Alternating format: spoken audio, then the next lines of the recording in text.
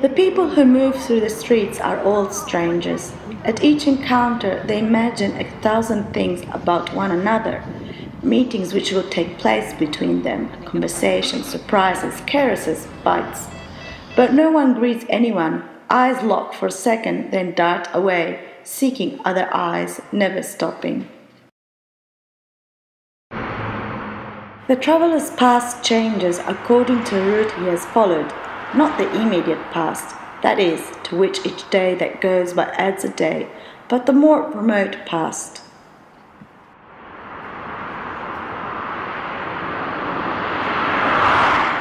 Thunder, metal, sharp, a whoosh.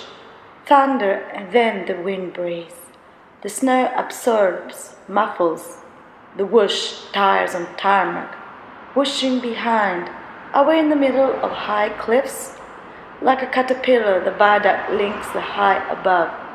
The river has chosen another route, away from the thunder.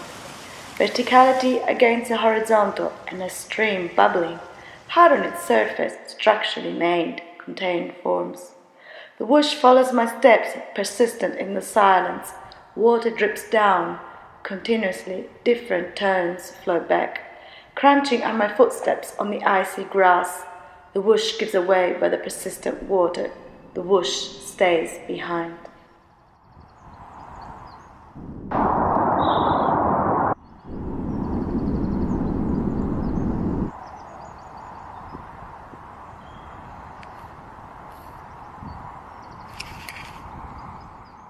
In this seesawing of the scale of orders, I was lost. I could no longer discern the direction of the memory I should follow.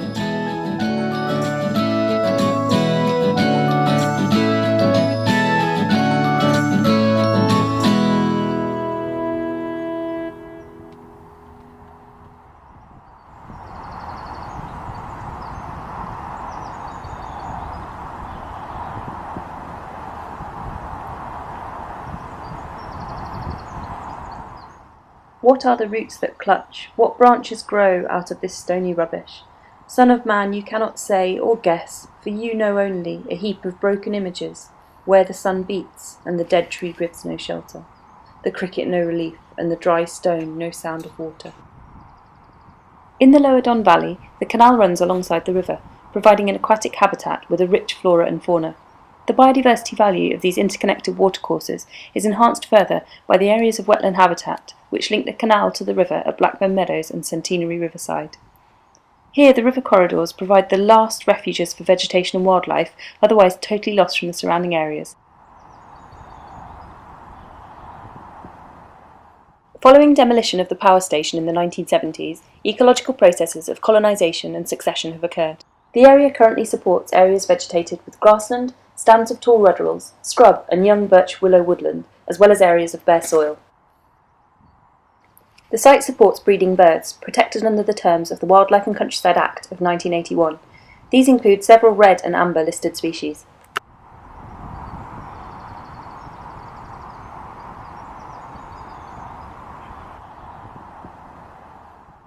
UK Biodiversity Action Plan priority species found on local waterways include otters, water voles, white-clawed crayfish, white-latter hair-streaked butterflies and several species of bats.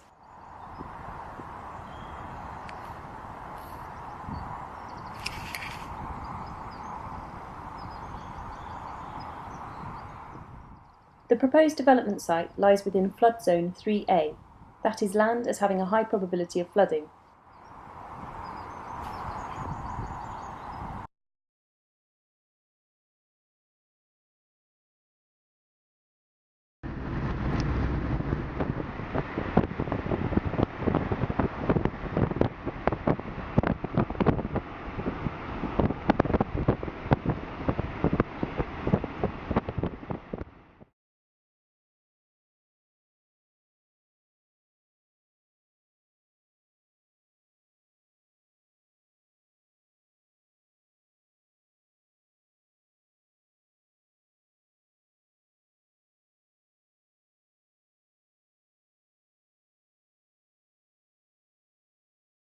The lower Don Valley formed the hub of Sheffield's world-renowned steelmaking industry. However, by the mid-1980s, almost 400 hectares of land within the Lower Don Valley was vacant, derelict or degraded, and countless buildings stood vacant. The metal manufacturing sector is still dominant in the area. Other firms still operating include Sheffield Forgemasters, Backhart and Outokumpu. The new biomass generator will provide energy for 40,000 homes. The main fuel will be recycled waste wood, sourced within a reasonable distance of the site. Around 180,000 tonnes of biomass will be burnt by the plant on an annual basis. Nitrogen dioxide and PM10 levels are above the UK objective levels and have resulted in Sheffield being legally designated as an air quality management area due to pollution in the Lower Don Valley. The site lies within the M1 Air Action Zone. This is an area of just under 4 square kilometres, adjacent to the M1 around junction 34, which has been designated as an area to monitor and reduce nitrogen dioxide levels.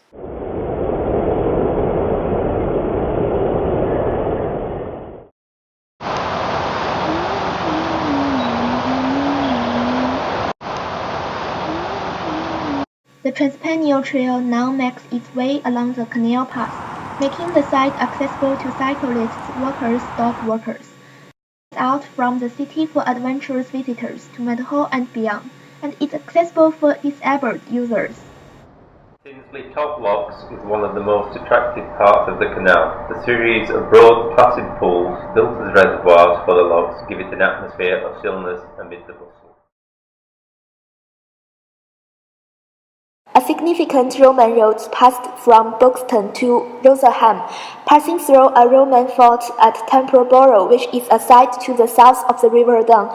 The site lies within Denham Ward, which is predominantly an industrial area, with the most mixed-use, non-residential land use within Sheffield City Council. Brinsworth is essentially a suburban village, with a majority of semi-detached houses and family residences. There is a close connection with the Tinsley Towers and industrial heritage. Tinsley Power Station was built in 1921 by the Sheffield Corporation to support the local steel industry in the Lower Don Valley.